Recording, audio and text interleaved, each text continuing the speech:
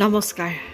সকলোলৈকে সাদৰ সম্ভাষণ জনাই পাঠ কৰিবলৈ লৈছোঁ মোৰ উপন্যাসিকা বিয়লিৰ ৰ'দালিৰ একাদশ খণ্ড। বিমল চৌধুৰীয়ে অফিচলৈ আহিয়েই কাণোৰ হতুৱাই ৰিমজিমক তেওঁৰ কেবিনলৈ মতাই আনিলে। মিছ প্ৰিয়দৰ্শিনী, উইণ্টাৰ গাৰ্মেণ্টছৰ ফাইলটো তুমি চাইছিলা? তাই তলমূৰ কৰি ক'লে, হয় ছাৰ। চৌধুৰীয়ে অকণমান খঙেৰে ক'লে, চাইছিলা? এয়াই কামৰ নমুনা তোমাৰ? তাই লাহেকৈ সুধিলে, ছাৰ ক'ৰবাত ভুল হ'ল নেকি? চৌধুৰীয়ে অকণমান খঙেৰে ক'লে, ভুল? গোটেই ভুল, এটা দুটা হ'লেহে। তাই আগবাঢ়ি ক'লে, ছাৰ দিয়ক, মই আকৌ এবাৰ চাই দিম। চৌধুৰীয়ে অকণমান উস্মাৰে ক'লে, তোমাৰ সময়ৰ মূল্য নাথাকিব পাৰে, মোৰ আছে। তুমি চাবা, আকৌ মই চাম, চাই ভুল পাম, আকৌ তোমাক দিম, নহ'ব। কাম কৰিবলৈ ইচ্ছা নাথাকিলে ৰিজাইন দিব পাৰা, দুৱাৰ খোলা আছে। তাই তললৈ মূৰ কৰি ক'লে, চৰি ছাৰ। চৌধুৰীয়ে অকণমান টানকৈ ক'লে, অ'কে, যাব পাৰা। চকুলো টুকি টুকি তাই চৌধুৰীৰ কেবিনৰ পৰা ওলাই আহি নিজৰ চকীত তলমূৰকৈ বহি ৰ'ল বহু সময়। চৌধুৰীৰ এই ৰূপ আজি নতুনকৈ দেখিলে কানুৱে। অফিচৰ বাকী মানুহখিনিও অবাক। তেখেতে কোনোদিনে কাকো এনেকৈ কথা নকয়। আজি কি হ'ল? কিহে ইমান সলনি কৰিলে মানুহজনক? সকলোকে ভবাই তুলিলে। চৌধুৰীও নিজৰ আচৰণত নিজেই আচৰিত। কেনেকৈ পাৰিলে তেওঁ দুদিনৰ চিনাকি ছোৱালীজনীক ইমান টানকৈ ক'বলৈ, এনে ব্যৱহাৰ কৰিবলৈ? এটা চিৰিয়েল নাম্বাৰৰ বাদে আন ভুলটো নাছিল। তেন্তে তেওঁ প্ৰতিশোধ ল'লে নেকি? অসীম বুলিহঁতে তেওঁৰ অপত্য স্নেহক বৃদ্ধাংগুষ্ঠ দেখুওৱাৰ পাছতোচোন একো ক'ব পৰা নাছিলে। ৰিমঝিমে তেওঁৰ আনদেখা কৰা সমস্যা এটা মাত্ৰ আঙুলিয়াই দিছিল। কিন্তু সিহঁতে তেওঁৰ আত্মসন্মানক ভৰিৰে গচকি মোহাৰি পেলাইছিল। ক'তা তেওঁতো একো ক'ব পৰা নাছিল তেতিয়া? নে উৰহৰ খং নগাধাৰিত খেদিছে? বিমলৰ আচৰণত কাণো বিবুধিত পৰিছে। ভুল কৰিলে নেকি সি ৰিমঝিমক নিযুক্তি দি? নে বাবাৰ মন বুজি পোৱাত তাৰ ভুল হ'ল? তাইৰ প্ৰতি এটা মৰম সোমাইছিল, এটা আশাই বুকুত ঘৰ বান্ধিছিল। সেয়ে তাইলৈ বৰ বেয়া লাগিল। তাৰ পাছত মাত্ৰ এদিন তাই চুপে চাপে থাকিল। আকৌ ৰাংঢালী ৰিমঝিমে CGMCৰ বঁটা সহজ কৰি তুলিলে। চৌধুৰীয়ে আৰ চকুৰে চাই থাকে। অৱশ্যে তেওঁক দেখিলে গহীন হৈ যায়, তেতিয়াহে বেয়া লাগে। খুৰা, মিছ প্ৰিয়দৰ্শিনীক মতোৱাচোন। কানু অলপ আচৰিত হৈ ক'লে, কিয়? আকৌ কিবা হ'ল নেকি? চৌধুৰীয়ে অকণমান হাঁহি ক'লে, নাই হোৱা, মতোৱাচোন বাৰু। কানুৱে এবাৰ বুজনিৰ সুৰত ক'লে, বাবা, লঘু দোষত যদি গুৰু দণ্ড বিহা, তাইৰো কষ্ট হ'ব আৰু তুমিও কষ্ট পাবা।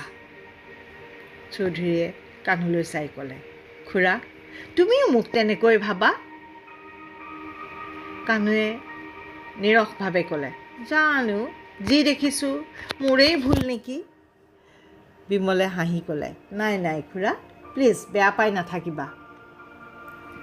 কানু এখোজ আগবাঢ়ি ক'লে, হ'ব বাবা, মাতিছোঁ বাৰু। ৰিমঝিম আহিল যদিও কেবিনৰ দুৱাৰমুখতে তলমূৰকৈ ৰৈ থাকিল। তাইলৈ চাই চৌধুৰীয়ে ক'লে, সোমাই আহা, বহা।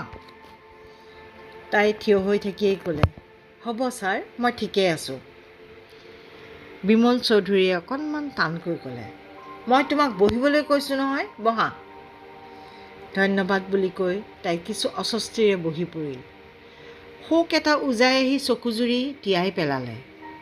চৌধুৰীয়ে তাইৰ মুখলৈকে চাই থকা দেখি পৰিৱেশটো কানুৰ ধাৰণাৰ বাহিৰলৈ গুচি যোৱা যেন লাগিল।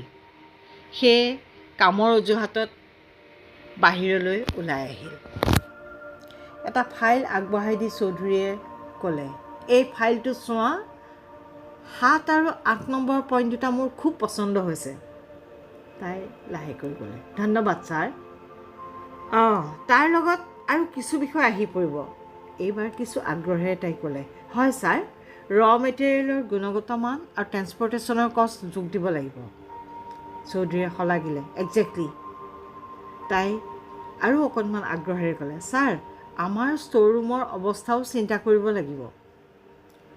তাই সহজ হোৱা দেখি চৌধুৰীয়ে ভাল পালে।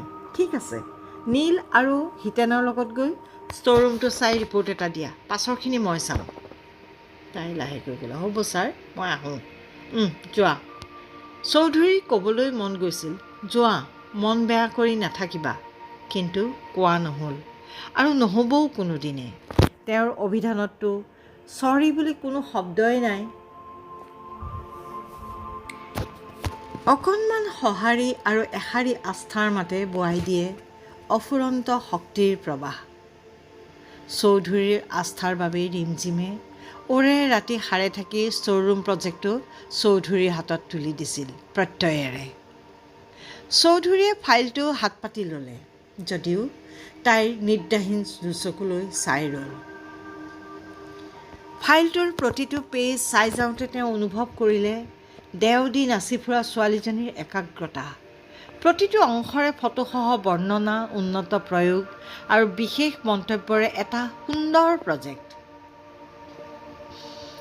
কিন্তু শেষৰ পৃষ্ঠাৰ সামৰণি মন্তব্য চাই চৌধুৰীৰ ভিতৰৰ মানুহটো গৰজি উঠিল। প্ৰজেক্ট ফাইলটো তাইলৈ দলিয়াই দি চিঞৰিলে, তুমি নিজকে কি বুলি ভাবিছা? তাই হঠাতে চক খাই গ'ল। ছাৰ, কিবা ভুল হ'ল নেকি? চৌধুৰীয়ে খঙেৰে ক'লে, ভুল? ইমান সাহস তুমি ক'ত পালা? তাই অবাক। ছাৰ, মই একো বুজি পোৱা নাই। বুজি পোৱা নাই? নোপোৱা। তোমালোকৰ দৰে ছোৱালীয়ে কেনেকৈ বুজি পাবা সম্পৰ্ক কি, মূল্যবোধ কি? তাই আকৌ সুধিলে, ছাৰ, মইতো বুজি পাব লাগিব মোৰ ভুল ক'ত? চৌধুৰীয়ে খঙেৰে ক'লে, মানুহৰ অন্তৰত আঘাত কেনেকৈ দিব পাৰি সেইটো কিন্তু এতিয়াও ভালকৈ বুজি পোৱা। তাই লাহেকৈ ক'লে, ছাৰ, ক্ষমা কৰিব। ফাঁচি কাঠত উঠাজনকো তেওঁৰ দোষটো জনোৱা হয়। মোৰ ভুলটো নিশ্চয় তাতকৈ ডাঙৰ নহয়। এইবাৰ চৌধুৰী থিয় হৈ চিঞৰি উঠিলে, জাষ্ট শ্বাট আপ, লিভ দিছ ৰুম, গো। কানু দৌৰি আহি তেওঁলোকৰ মাজত সোমাই পৰিৱেশটো চম্ভালিবলৈ চেষ্টা কৰিলে। দুখ আৰু লাজত অধোমুখী ৰিমজিমক পঠাই তেওঁ চৌধুৰীৰ লগত আলোচনাত বহিল। বাবাক শান্ত কৰোঁতে কিছু সময় লাগিল, তথাপি খঙৰ উৎসটো বুজি পালেগৈ। লগে লগে ৰিমজিমক বুজাবলৈ গ'ল। পিছে বুজোৱাটো দূৰতে থাকিল, কথাটো শুনিয়েই তাই একেবাৰে যুদ্ধংদেহী ৰূপ লৈ চৌধুৰীৰ কেবিনতে গৈ উশাহ ল'লেগৈ। মানিছোঁ, মই ভুল কৰিছোঁ অজানিতে, কিন্তু আপুনি? চৌধুৰী অবাক হৈ ক'লে, মই কি ভুল কৰিলোঁ? তাইও সমান সুৰেৰে ক'লে, ভুল, ডাঙৰ ভুল। আচলতে ভুল নহয়, পাপ কৰিছে। কি? চৌধুৰী সম্পূৰ্ণ অবাক। পাপ? কি পাপ? তাই চিঞৰি ক'লে, পিতৃ মাতৃৰ শেষ চিহ্ন অৱজ্ঞা কৰাটো পাপ নহয় কি? কি কৈছা? তোমাৰ মূৰ ঠিকে আছেনে? তাই একেটা সুৰতে ক'লে, পূৰা ঠিক আছে। শুনক ছাৰ, অলাগতিয়াল বস্তুৰ লগত পচিবলৈ এৰি দিয়াক সংৰক্ষণ নুবুজায়। ৰাখিব খুজিছে যদি ভালদৰে ৰাখক, নহ'লে পেলাই দিয়ক। চৌধুৰীয়ে এইবাৰ একদম খঙত ফাটি ক'লে, মনে মনে থাকা। তুমি জানা কাৰ আগত কথা কৈছা? তাইও একেটা সুৰতেই ক'লে, এজন অহংকাৰী বছৰ আগত। কি? ইমান স্পৰ্ধা? তোমাৰ চাকৰি নাথাকিব। তাইও সমান সুৰতে ক'লে, উপযুক্ত কাৰণ দৰ্শাওক, মই নিজেই এৰি যাম। চৌধুৰীয়ে দাঁত মূৰ কৰচি ক'লে, মদগৰ্বী। তাইও একেটা সুৰতে ক'লে, নহয়, স্বাভিমানী। কথাখিনি কৈয়ে তাই হনহনাই ওলাই আহিল। অফিচৰ সকলোৱে বিমুখ হৈ এবাৰ তাইলৈ এবাৰ চৌধুৰীৰ কেবিনলৈ চাই ৰ'ল। ৰিমজিমৰ কিন্তু একোলৈকে ভূক্ষেপ নাই। চকীখনত ধপচকৈ বহি ওপৰলৈ চাই চকু মুদি দিলে। সকলোৰে মনত এটাই প্ৰশ্ন, এতিয়া কি হ'ব? পিছে কানু খুৰাই প্ৰথমতে চিন্তা কৰিছিল যদিও বেছ আমোদ পালে। এইবাৰহে কাঠে পৰিছে।